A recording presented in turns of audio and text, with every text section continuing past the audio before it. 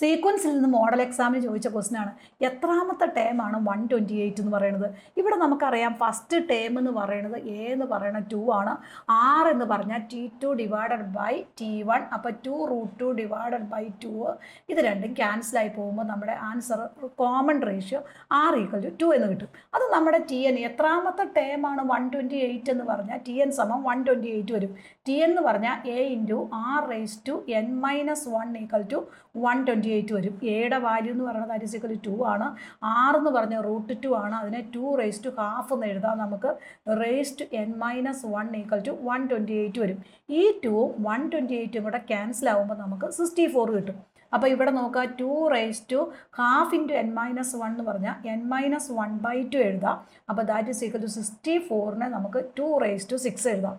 ഈ രണ്ട് നമ്പറും സെയിം ആയതുകൊണ്ട് ഇതിൻ്റെ എക്സ്പോണൻ്റ് ഇക്വേറ്റ് ചെയ്യാം. ദാറ്റ് ഈസ് n−1/2 = 6 ആണ്. That is n = 2 × 6 that is = 12. ഈ -1നെ അപ്പുറത്തേക്ക് എടുക്കുമ്പോൾ ദാറ്റ് ഈസ് +1 വരും. അപ്പോൾ നമ്മുടെ ആൻസർ ഈസ് 30.